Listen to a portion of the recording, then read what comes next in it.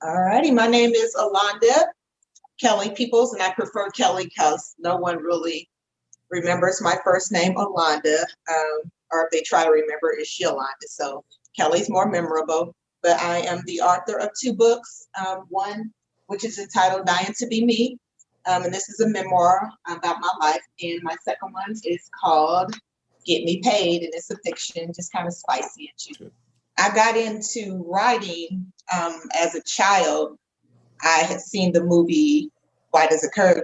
Why Did the I Know Why a Caged Bird Sings" by Maya Angelou, and her storyline kind of mimicked what I was going through at the time. And I believe I was about 10 years old, and I really didn't have a voice to kind of say what I needed to say to who I needed to say it to. And I was going through some things with um, a family member that was touching on me. I didn't know how to speak on it. And this movie kind of touched me so much so that I went to the library in the elementary school and found the book, started reading anything I could about Maya Angelou. I just became engrossed with her.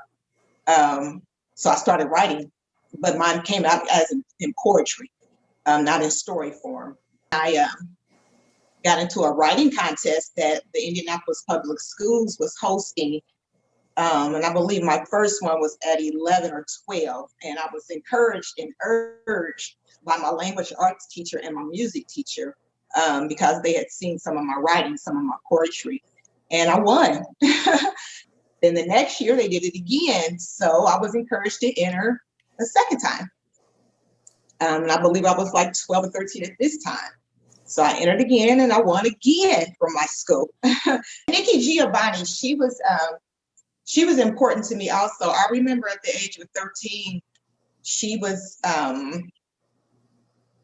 speaking at an event hall. It was called St. Peter Claver at the time. And it was, I don't even remember in distance because like I said, I was 13 and really didn't pay attention back then. We as children would walk anywhere or catch the bus, but in my mind, it didn't seem far. So at 13, I walked to this event hall from my house because she was speaking and it was a free event. And I saw it in the newspaper. I would always read the newspaper after my mother would read the newspaper. So, and I would keep up with certain sections of the newspaper. And I knew that she was going to be there. And I walked because I wanted to hear her speak. And I knew at one point in my life, I wanted to become a writer. Like Maya Angelou is who helped me get out my story and made me realize I had this gift.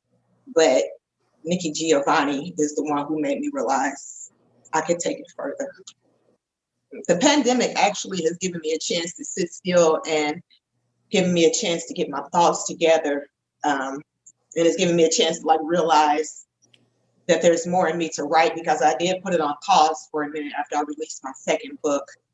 But yeah, I was able to just like sit still for about 6 months and do absolutely nothing because everything was shut down and my profession was shut down and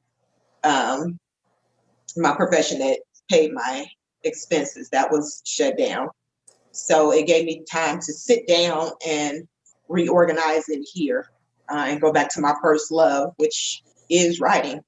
When people read my books, definitely my memoir, Dying to Be Me, when you read this book, you're gonna judge. I mean, as humans, that's kind of what we do. You're gonna judge who I am in this book, who you thought I was, who you think I am, but everybody is in here. Man, woman, and child, everybody is in this book. So please find yourself in here and then find the strength to overcome who you are in this book, like I did. In this book, it's just kind of for fun, but it's kind of racy. So just enjoy this one. But this one is the main one I want you to pay attention to. This is my real life story.